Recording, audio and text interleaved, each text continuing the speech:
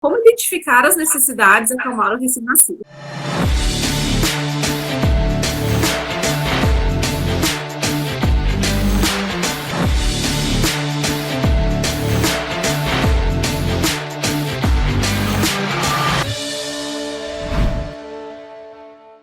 E aí, Mari, se apresente aí para as nossas meninas aqui. Eu sou Mariana Zanotto, eu trabalho com consultoria de famílias há mais de 14 anos. Os meus trabalhos já passaram por, inicialmente, como babá, e depois fui me especializando e me certificando. Sou doula de parto, doula de pós-parto, especialista em cuidados com recém-nascidos.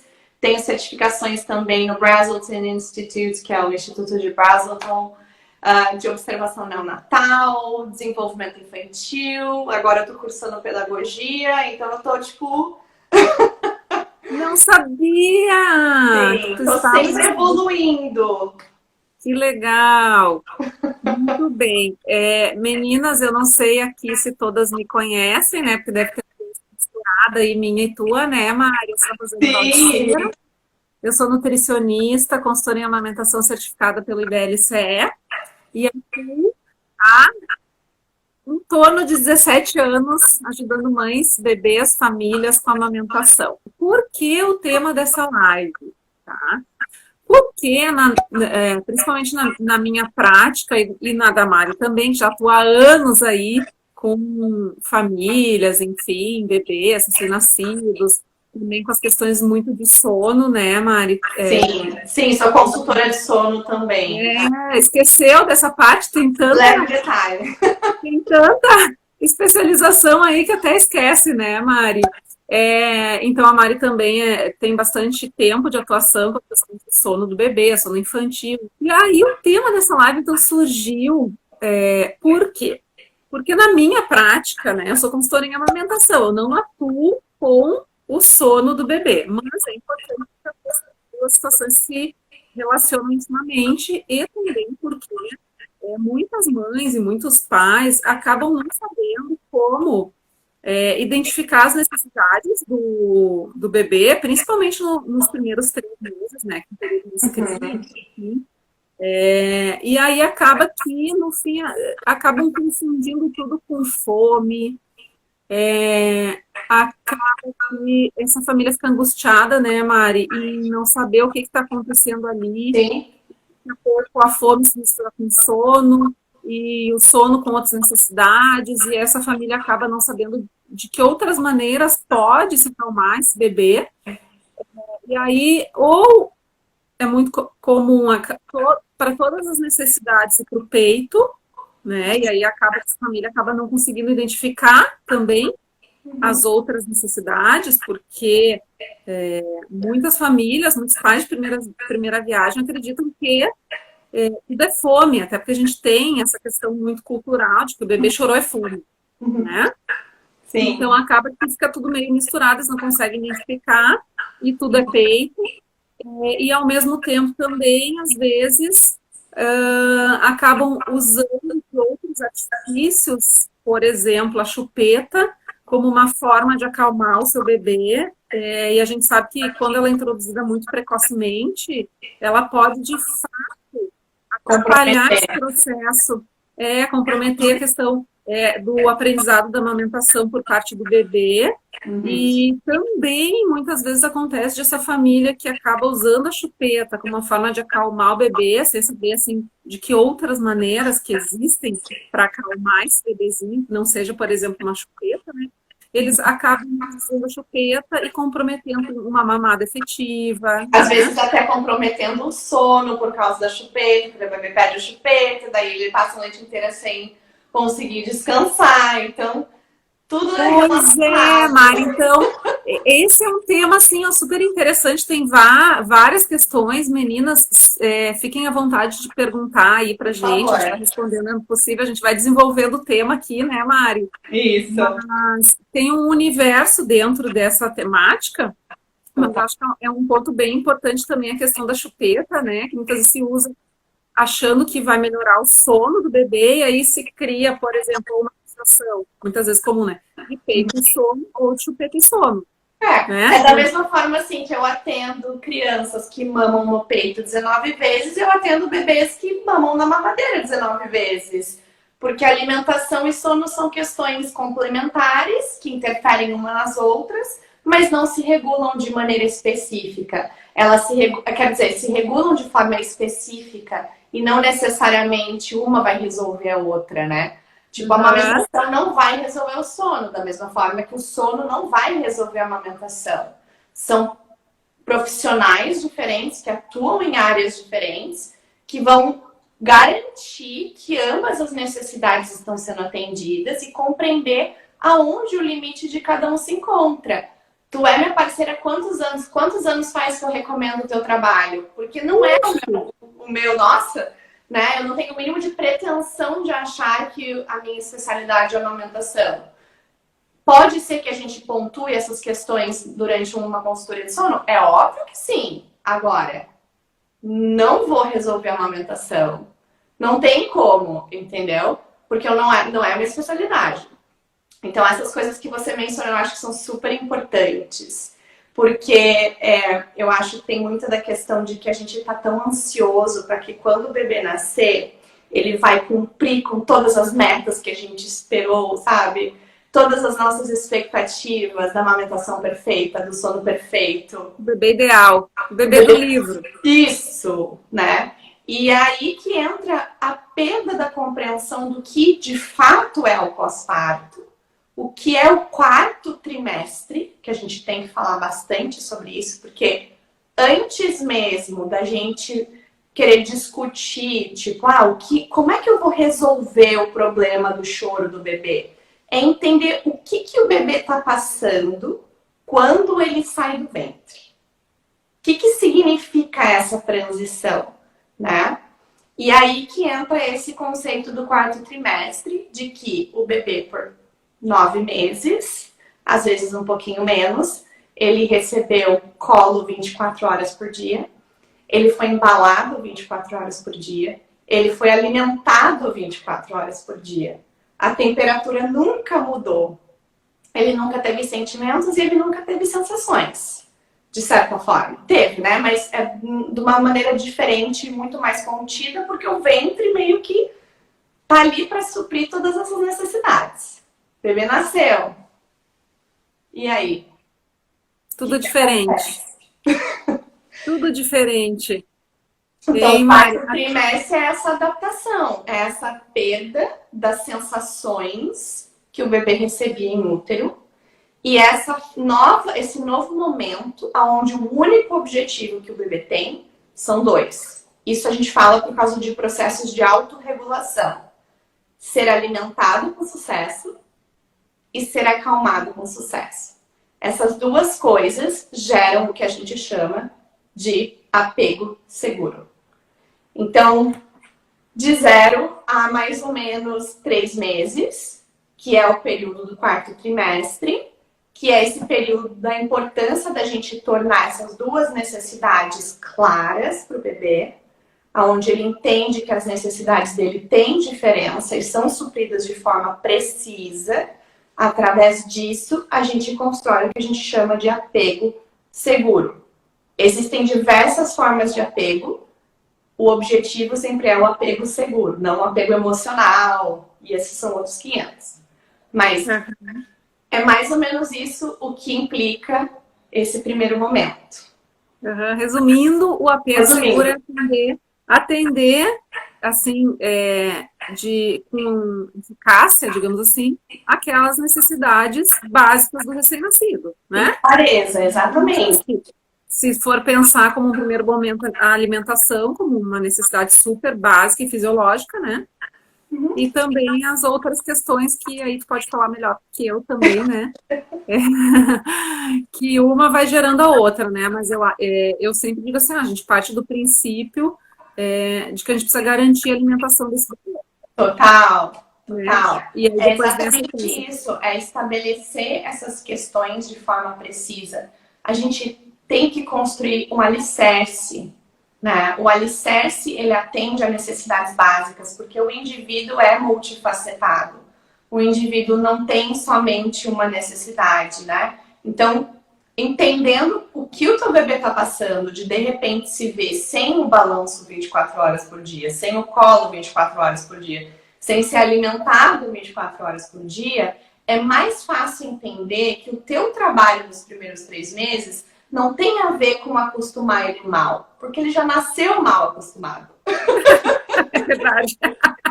É o mal acostumado. contrário, eu vou desacostumar gradualmente o bebê das sensações que ele viveu em útero e através desse processo a gente regula as funções fisiológicas e emocionais do bebê. Então é o contrário, não estou falando somente sobre uma coisa tipo, eu vou criar maus hábitos. Ok, é possível fazer isso? Beleza, é óbvio que é. Se eu usar o shield no seio, se eu usar como fala? O biquinho de silicone no seio, você pode acostumar o bebê mal, vamos dizer, com a pega incorreta, talvez não vai ter o leite, certo? Sim. Mas não significa que a prioridade é comer, né? Então, tipo, essa é a tua prioridade inicial. Sim, antes o bebezinho que vai mamar com um bico intermediário do que ele não vai mamar, né? Isso. Esse é o ponto também, né? Está certo, está errado, bom, daí é uma situação assim que, bom, deixar um bebezinho um acompanhamento, né, com você, eu acho que isso é o ponto. Exatamente. Hein, Mari? Aí assim, ó, vou te perguntando aqui, tá? Vamos lá. São dúvidas recorrentes que aparecem aí nas consultorias com muita frequência, tá? Tá. Então, o bebê tá bem alimentado, garantia de que a mamada foi efetiva, né? E aí esse bebezinho, por N motivo, depois que mamou, enfim, sai do peito relaxado e daqui a pouco acorda por algum motivo. Geralmente é porque vai fazer um cocôzinho, enfim, né? Sim. Vai acontecer alguma coisa ali, mas a mamada ela já foi efetiva, tá? Que é aquele bebê que largou satisfeito, mamou bem, enfim. E aí esse bebezinho, enfim, acorda e tal, a mãe e o pai vão lá, trocam, e esse bebezinho, né, fica um tempinho talvez interagindo ali, poucos minutos, e aí acontece que esse bebezinho pode dar sinais de sono, né? Sim. Sinais de que precisa dormir, recém-nascido, né, no início. E aí o que acontece? Esse bebezinho, de fato, tá, e até o 3º mês, ele precisa voltar para o seio para entrar num ciclo de sono? Não. Então, assim, eu queria falar sobre isso. O leite em si tem enzimas que induzem o sono, tá? No entanto, é importante a gente compreender o tamanho do sistema digestivo do bebê e compreender que o espaçamento adequado de refeições e períodos de jejum são não somente essenciais para o desenvolvimento de outras necessidades do bebê, como também para a mulher poder produzir. Então, sem serotonina, sem descanso, sem relaxamento, também vai ter uma dificuldade também para a mulher se recompor. Então, o que a gente observa também em termos de metabolismo? Alguns bebês, e isso são coisas que levam as mães a pararem de amamentar. Exatamente. Porque o que acontece é o seguinte, elas começam a ter uma sensação falsa de que elas não têm leite por causa da irritabilidade do bebê, quando na verdade o que acontece é que aquele bebê talvez tenha a capacidade de fazer um espaçamento maior entre uma refeição e outra, com períodos mais prolongados de sono. Mas por ela não identificar aquilo como sono e pôr de volta no seio, começa aquela briga. Então o bebê cola no seio e luta, e empurra, e tira o bico, e grita, e chora. Vai de novo, briga com o peito de novo. Aí a mãe interpreta isso como produção. Ou dorme, ou fica ali. Ou capota. E não só tá ali. Só fazendo. Então, exatamente. São confusões. E quando o bebê começa essa luta, ele tá verbalizando pra gente de forma não verbal que existe a prontidão para ele talvez espaçar um pouquinho mais a refeição, né? Porque às vezes é isso também, a gente às vezes deixa de olhar para a criança, cada indivíduo vai ser diferente. Eu tenho casos de bebês que acabam perdendo peso porque dormem em excesso no peito. E aí o que acontece é que a mãe, de novo, desiste da amamentação. O pico da desistência é por volta de 2 meses, né, em termos de amamentação. Se o pico de acontece por 2 meses, ele casa exatamente com o pico de exaustão, que a gente conhece como cólica. Exatamente, que é o segundo mês, né? O pico das cólicas é o segundo mês. E o que é a cólica? Essencialmente, a gente lembra sobre o quarto trimestre, né? O quarto trimestre é o momento pós-parto, até o terceiro mês, onde o bebê se adapta à vida fora do útero, às sensações, sentimentos, mudanças de temperaturas, alimentação e afins. Nesse período, ele se torna hiperestimulado pelas mudanças. E a partir da segunda semana após a data prevista para o nascimento, até o terceiro mês, períodos de cólica, tá? E o pico com 2 meses. A maior parte dos casos de cólica não tem nada a ver com o sistema digestivo. Cólica se refere ao reflexo gastrocólico, que é o reflexo de digestão, que a gente não sente mais, porque a gente é adulto. Eu não sinto o meu estômago fazendo digestão, a não ser que eu coma uma feijoada bem forte. Aí vai sentir. Caso contrário, eu não tô sentindo. Mas o bebê sente. E o reflexo, se adaptar ao reflexo digestivo, gera reflexos no corpo. O que é um reflexo? É a mesma coisa que eu pegar aquele martelinho entre a tua perna e o teu joelho e ficar batendo. Então, imagina só, o bebê não tem o hábito de sentir o sistema digestivo funcionando. O sistema digestivo gera um reflexo no corpo. Isso pra gente é interpretado como dor.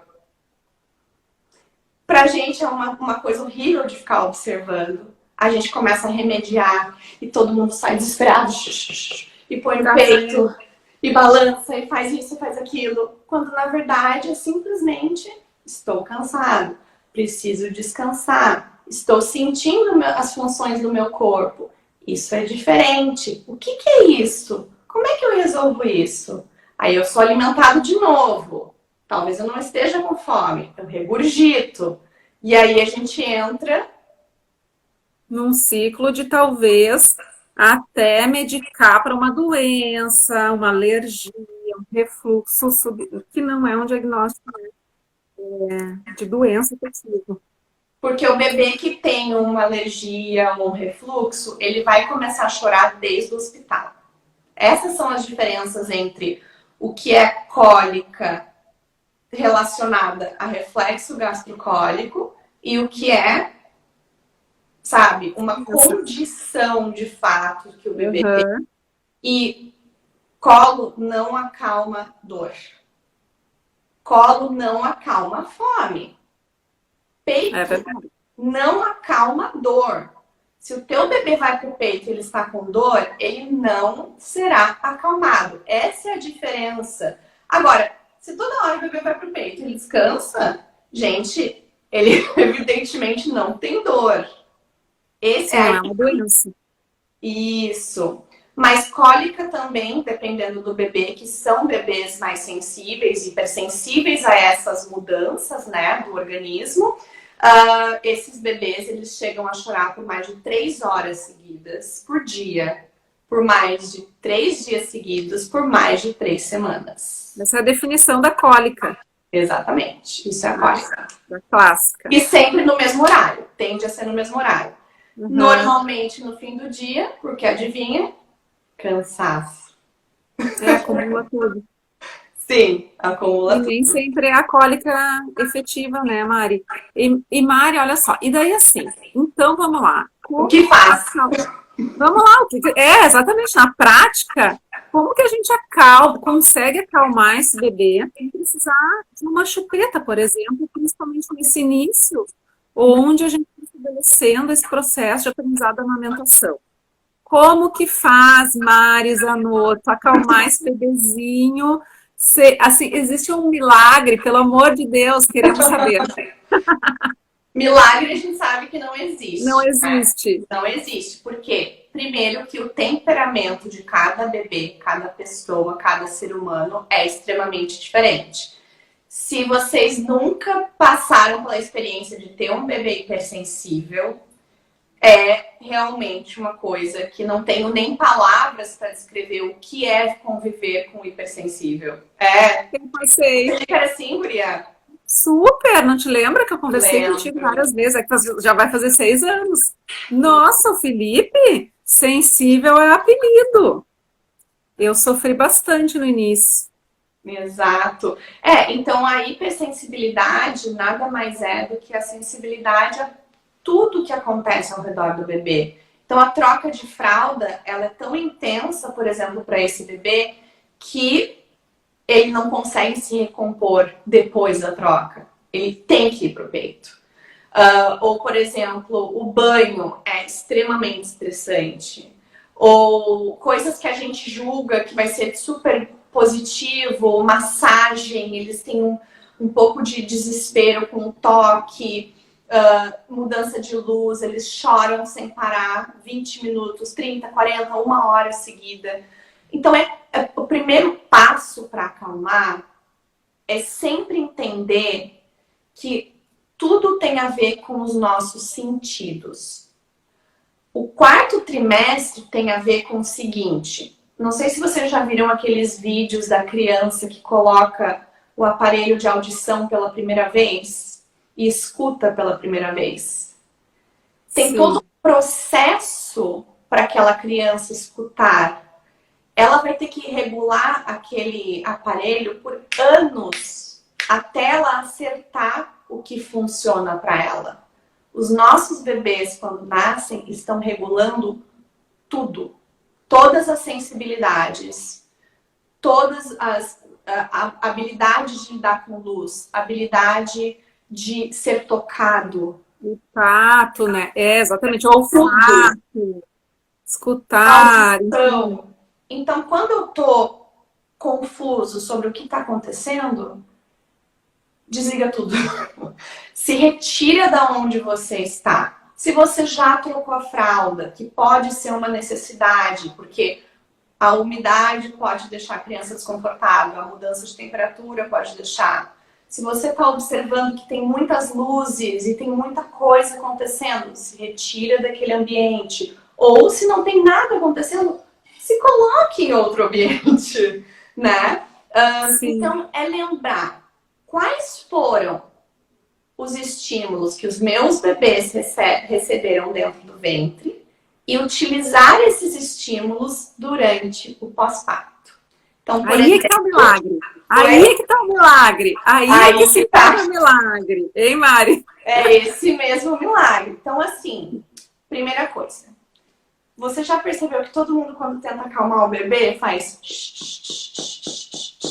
Da onde surgiu isso? Isso é um conhecimento de uma memória da nossa vida em útero. O barulho nessa altura, ou mais alto, é o barulho do nosso sangue sendo bombeado pelo nosso corpo. Por isso que o ambiente do ventre é muito barulhento. Então, fazer um bebê dormir no silêncio, às vezes não vai ajudar. Porque eles precisam ser relembrados do que eles escutavam. Então, por isso que quando eu acalmo, ou eu ligo um ruído branco dentro do ambiente de sono. Tem gente que liga o secador de cabelo. Tem gente que deixa água corrente. Tem gente que liga ventilador. Esses barulhos, eles remetem o bebê à vida em útero e fazem com que a gente inicie o processo para acalmar o bebê.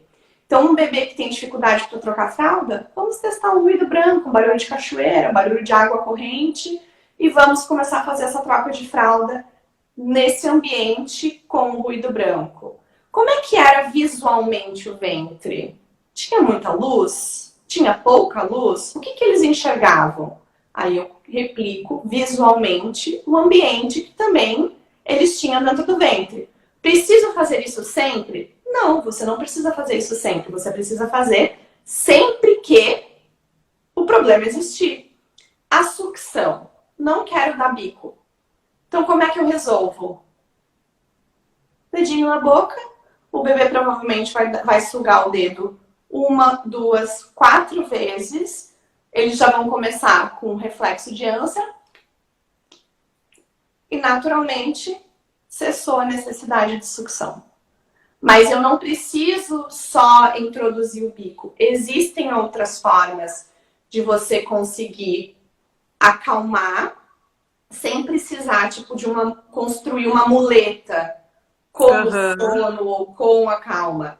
Você pode acalmar. É claro que daí depende muito dos bebês. Tem bebês que têm uma necessidade de sucção extremamente atrelada ao sono. Porque, de novo, dentro do ventre, eles sugavam 24 horas por dia. Eles se alimentam do líquido amniótico. Eles têm controle da mão. Eles levam a mão na boca.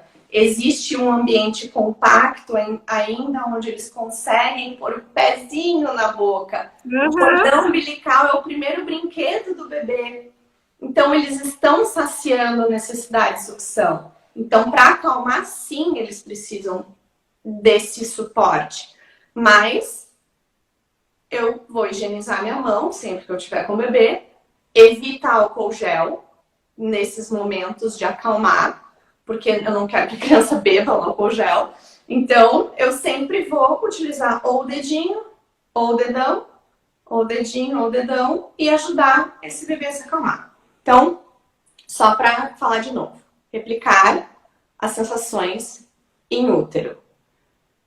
Desde a questão visual, quanto a questão auditiva, quanto a questão do paladar, do que ele sentia, da sucção. E aí vem uma questão importante, do confinamento. Vocês perceberam que o meu bebê está enroladinho? Essa prática chamada swaddle, tá? É conhecida como charutinho. E o charutinho é uma prática milenar. Não se sabe exatamente quantos milhões de anos a gente utilizava essa prática para acalmar os bebês. Porque... Ei, Mari, fazendo um adendo, né?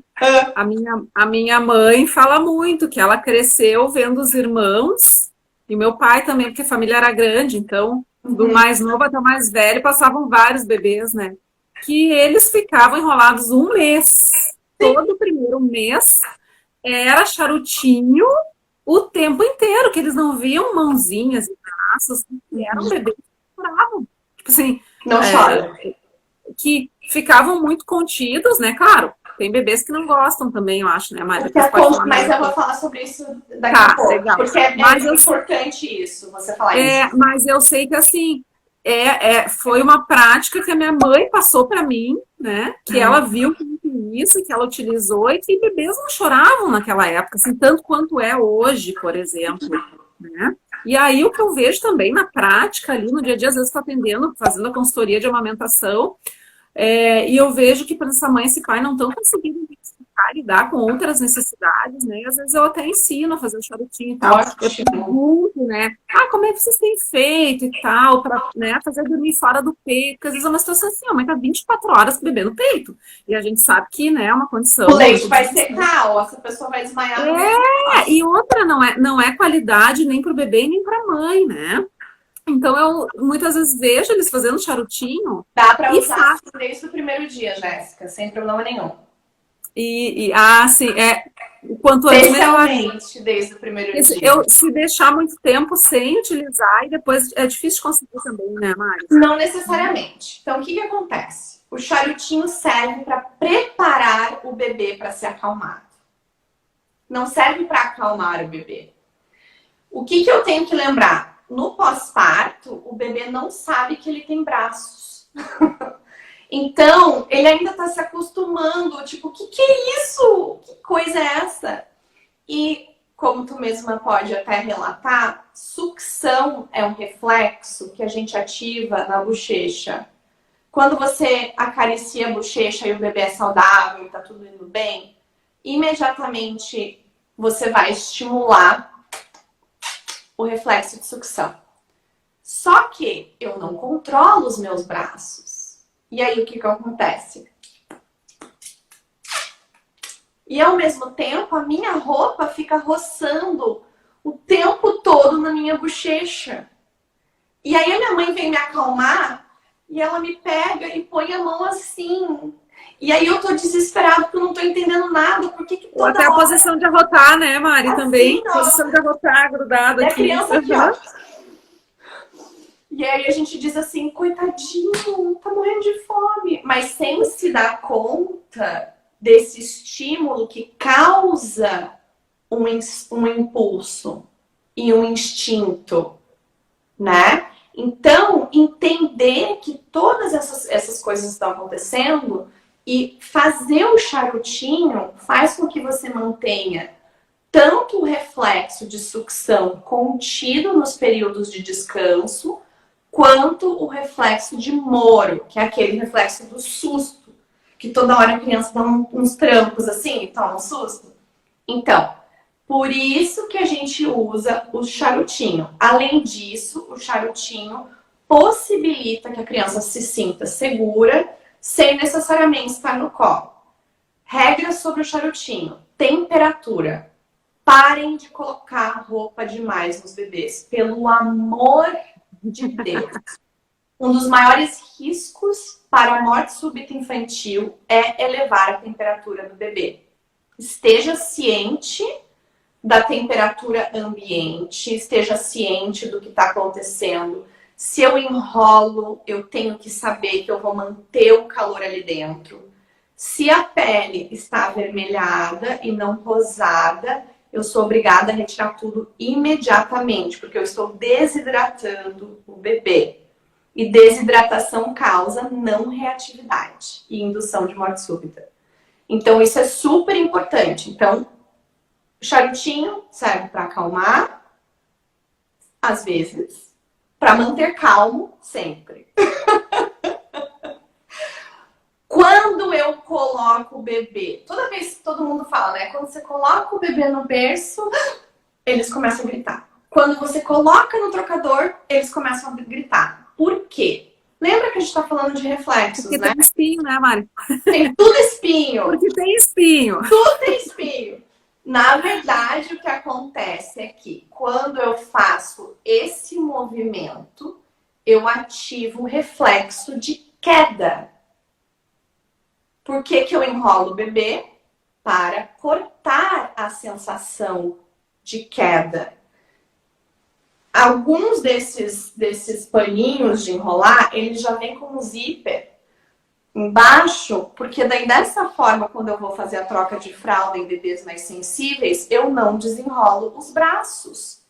E até mesmo com o charutinho que a gente faz em casa, é muito importante aprender a enrolar o bebê da forma certa, mas o charutinho que a gente faz em casa, a gente pode também só enrolar os braços e manter a parte de baixo um pouco mais solta, para que quando você faz todas as trocas e o teu bebê tem esse problema de ser passado pro berço, pro carrinho ou para esses outros ambientes retos, você já sabe que o problema é o reflexo de queda, reflexo de Moro e às vezes o reflexo de sucção, tá?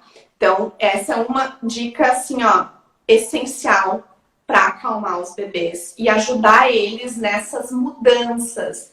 Dessa forma, eu também não estou alterando muito a temperatura do bebê, porque eu estou mantendo ele quentinho, né?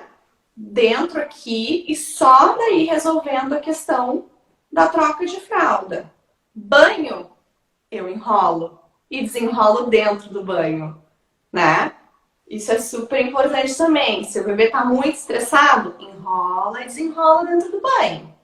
Mari, como fazer o charutinho em locais, em verão, por exemplo, né? Ou você coloca a necessidade só o body, daí só o body de manga curta com a fralda e aquele tecido de fralda, sabe? Aquele pano que é de fralda. O mais Aham. barato que existe. Medida sempre 90 por 90. O coelhinho. O Coelhinho! coelhinho.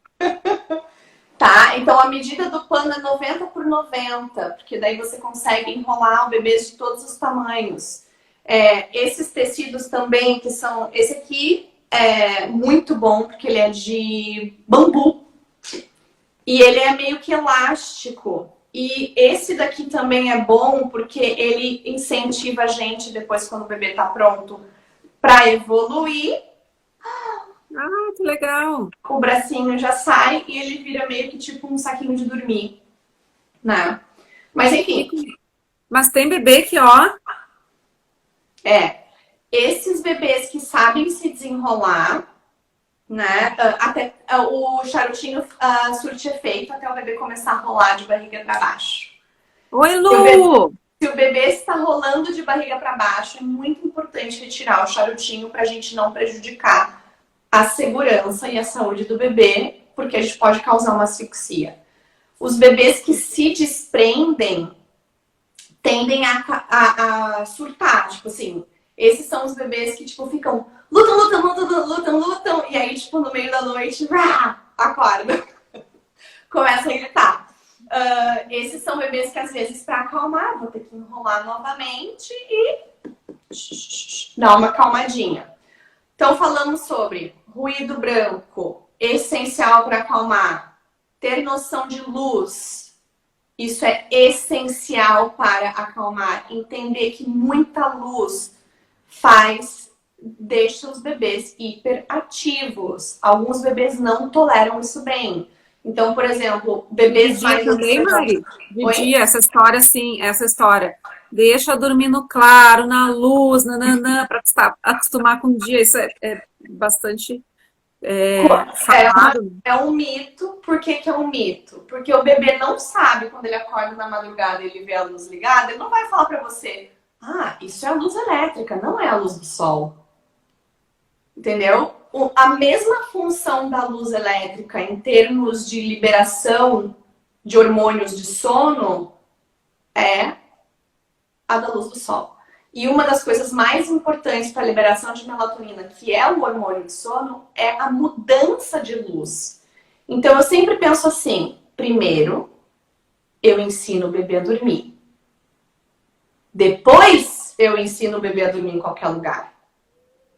Por que a gente inverteu? Da onde que a gente tirou que um bebê de 1 mês tem que saber dormir em qualquer lugar se ele ainda nem desenvolveu? Tipo, não teve tempo de desenvolver nada, ele não sabe de nada. É um trabalho contínuo essa construção de sono, construção da amamentação, construção da alimentação. A gente está construindo um alicerce ainda, né?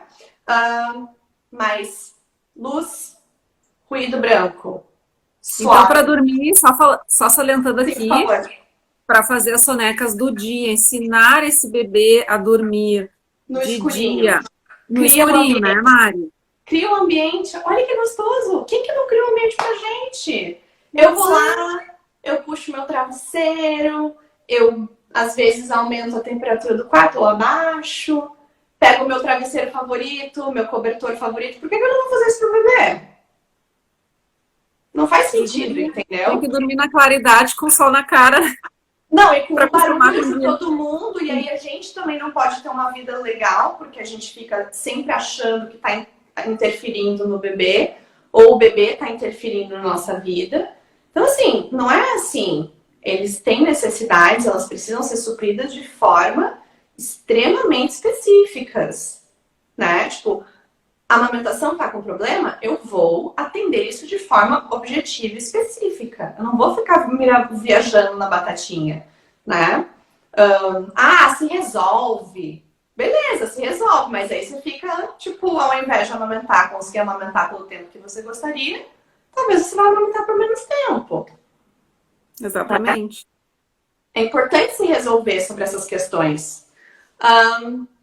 Falei sobre... E falando assim, então, ruído branco, a luz, né?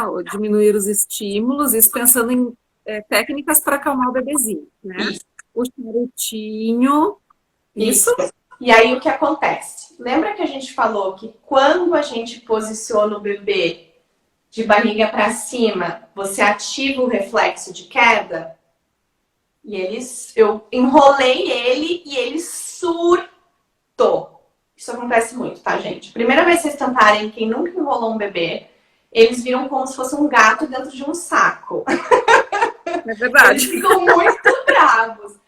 Quem tem gato e leva o gato pro veterinário Deus! Nossa senhora, aquela coisa linda. Mesma coisa com o bebê. Então, assim, se eu enrolei e o bebê surtou, por que ele surtou? Não foi por causa do enrolado, foi porque ele teve o reflexo de queda ativado.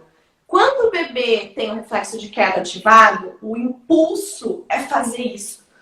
Eles começam a quase a ter esses espasmos de queda, porque é como se eles estivessem caindo. Esse é os nossos bebês nascem com aproximadamente 71 reflexos neonatais.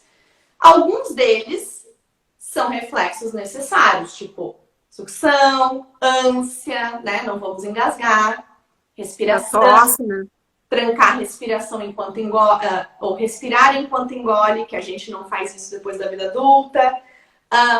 Então, esses reflexos servem o bebê. Alguns reflexos não têm propósito nenhum. Porque o reflexo de queda servia para nós quando éramos macacos e vivíamos em árvores. Então, o macaquinho, quando ele cai, ele vai cair do pelo da mãe, ele se segura. E os nossos bebês não precisam mais disso, mas isso tá aí. É igual o soluço.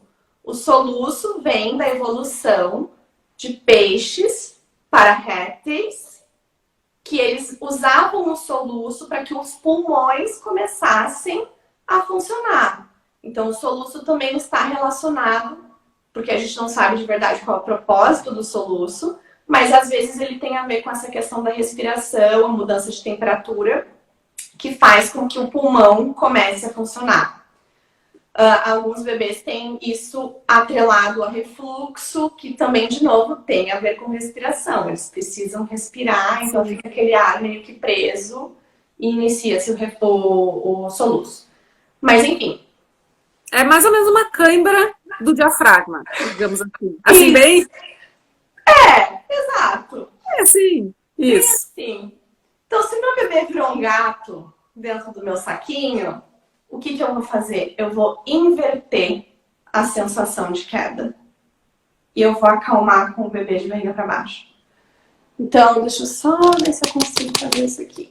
Por quê? Ele tá sentindo a queda assim. Então, o que eu faço? Quando eu preciso acalmar, eu acalmo o bebê ou um pouquinho de lado, ou de barriga completamente para baixo. E eu vou testar, porque cada bebê vai gostar de um grau diferente de lado ou para baixo. Ainda tem isso, né, Mari? A individualidade de cada bebê. É tipo assim, tiros no escuro, vamos testando aí que uma hora a gente se encontra. Isso aí. E aí eu uso a minha outra mão ou para dar uma pressionada no braço para conter aquele reflexo, ou eu uso ela para dar tapinhas, ou, lembra o que a gente falou? O dedo. Se eu não puder usar essa mão, eu uso essa mão aqui. E aí, lembra o que eu falei do ruído? Olha onde eu tô.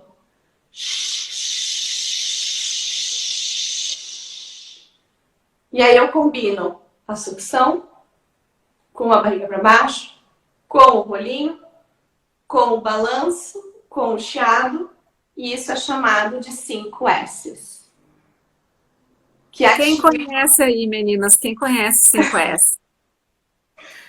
Quem já leu os livros do Dr. Harvey Karp aqui, que é o bebê mais feliz do pedaço.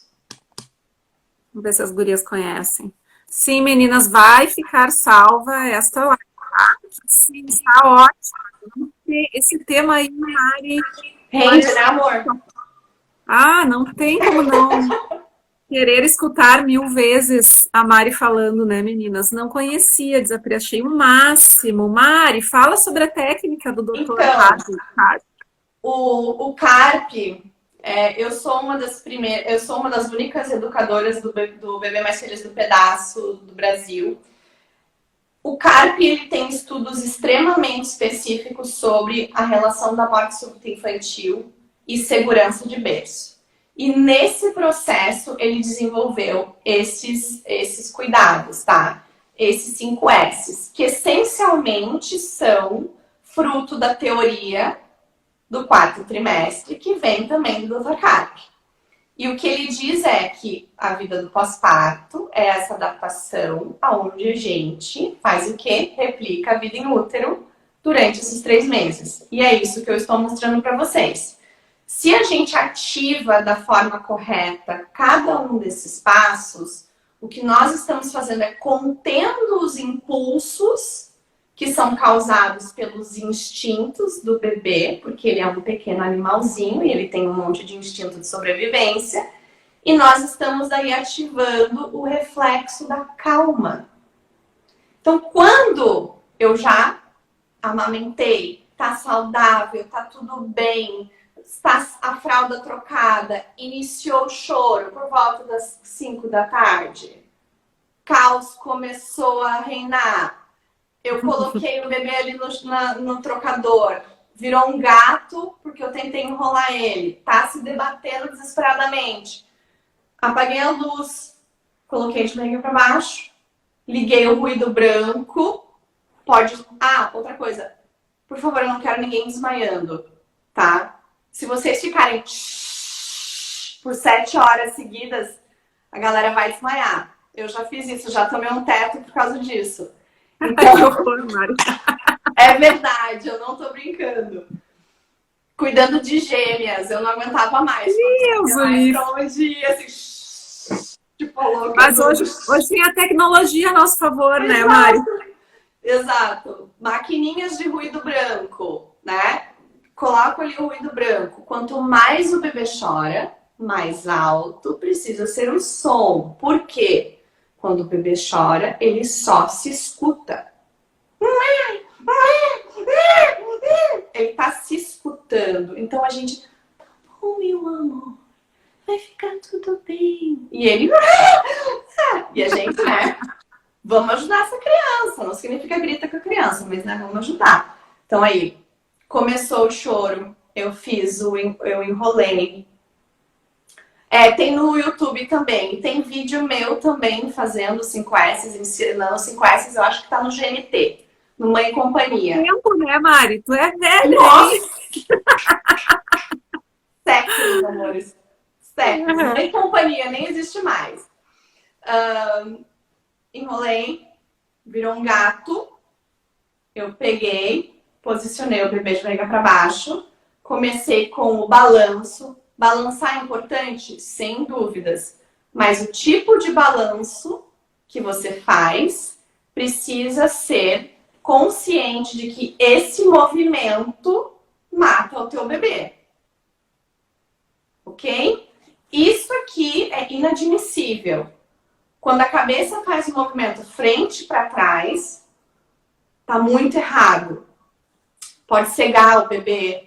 Pode dar um monte de problema. O lugar mais seguro na tua casa, se você está no teu limite, é pôr ele no berço e sair.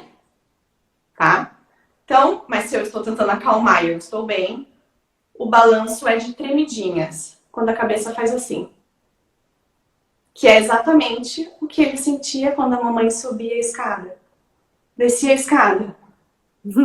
Caminhava. E quando a gente vai acalmar, por exemplo, no carrinho, não é para frente e para trás, é de um lado pro outro. Porque daí a cabecinha faz isso aqui. Então, mesma coisa. Barriga para baixo, balançadinha, evitando a bochecha para não ativar a sucção e se precisar a sucção. E esses são os 5 S's. Que são poderosos, né, Mari? é importante salientar, né, que não havendo outras necessidades, por exemplo, a gente consegue acalmar esse bebê se de fato Se tudo isso, ok, né? se depois você fizer tudo isso, não funcionar, meu amor, não era para ser acalmado mesmo. É uma outra necessidade, ou por exemplo, uma condição oculta. Esses primeiros momentos são muito desafiadores, porque às vezes a gente só vai descobrir uma alergia com 3, 4, 5 meses. Às vezes o refluxo é oculto, então o bebê não regurgita. Então tem muitas coisas que podem acontecer nesse primeiro momento, mas é importante a gente ter também ferramentas para saber que as necessidades dos bebês são diferentes, não é sempre a mesma, né? Então, tipo, é o que a gente está falando. Sim, a amamentação é extremamente importante, mas se o seu bebê tá com fome, isso não vai ajudar. Não é para você essas coisas. Da mesma forma que se o bebê está com sono e você tentar amamentar, às vezes ele vai lutar contra o seu peito e você vai achar que você está sem leite, mas na verdade ele não dormiu o dia inteiro. Então tem todas essas questões aí pra gente avaliar. Mas eu vejo que é muito recorrente, né, nos meus atendimentos essa questão assim de dificuldade de identificar mesmo essas diferentes necessidades do recém-nascido, que não é só fome, e também de encontrar, de saber, de conhecer outras formas de como esse bebezinho, ele tem as suas necessidades saciadas, que não é só feito. Sim. Porque nem tudo é feito na vida, né? Ok, eu geralmente digo assim, né, Mari? Bom, vai fazer um checklist, tem aquele checklist básico, né? Vai trocar, vai amamentar, vai ver se não é fome, enfim, necessidade bem básica de fome e sede, depois vai trocar fralda, depois a temperatura, depois o sono. E aí, tu com um bebê recém-nascido, né? Às vezes fica difícil de saber o que é o que nesse início. Então eu digo assim, na dúvida, se fez o checklist na dúvida, bom, volta pro peito, faz o teste. Se o teu bebezinho ficar irritado com o peito, possivelmente não é fome, né? Então existem outros métodos de identificar e acalmar esse bebezinho, né? E assim, os métodos que tu ensina, enfim, que estão amplamente divulgados aí, né? Eles, muitas vezes, nossa, ajudam enormemente com a família que está sem saber lidar com esse bebezinho. E essas questões, assim, ó, de como enrolar, que é muito comum, botou no rolinho e vira gato. Eles, a primeira coisa que o pai e a mãe dizem, eles não gostam, né, mãe? É muito comum, eu vejo, tá, vamos lá. A mamada já foi efetiva. Daqui para frente, não é mais necessidade de ficar no peito. Tá, então vamos tentar enrolar. Eles botam, começam, é bem isso, Mari. Tu, assim, ó, tu falou a palavra certa, vira gato no saco.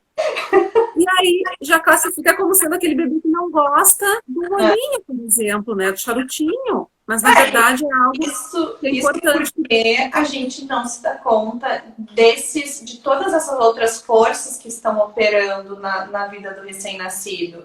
De novo, eles estão se adaptando a tudo. Não é tipo assim, mas ele tá fazendo isso de propósito. Ele não sabe nem que ele existe direito. É muito bizarro. A gente tem que olhar para a maturidade neurológica do bebê de fato como ela é. Os nossos bebês são os bebês mais prematuros de todos os animais da nossa espécie. Então a gente tem, não da nossa espécie, mas de todas as espécies do mundo, do planeta, a gente nasce com um bebê prematuro. Por quê? Porque o cérebro é a parte mais importante. E no momento que a gente começou a caminhar com os dois pés, o que aconteceu com o nosso quadril? Ele diminuiu, o cérebro aumentou e por isso os nossos bebês precisaram nascer antes do tempo para que eles não morram no parto, né? Então isso garantiu a evolução da nossa espécie. Só que a gente tem que ter consciência que com isso vem a necessidade da gente sim adaptar a nossa realidade para receber um bebê. Não é o contrário. Eventualmente o bebê vai acompanhar a tua família. Eventualmente vocês vão sim ter a vida que vocês sempre sonharam.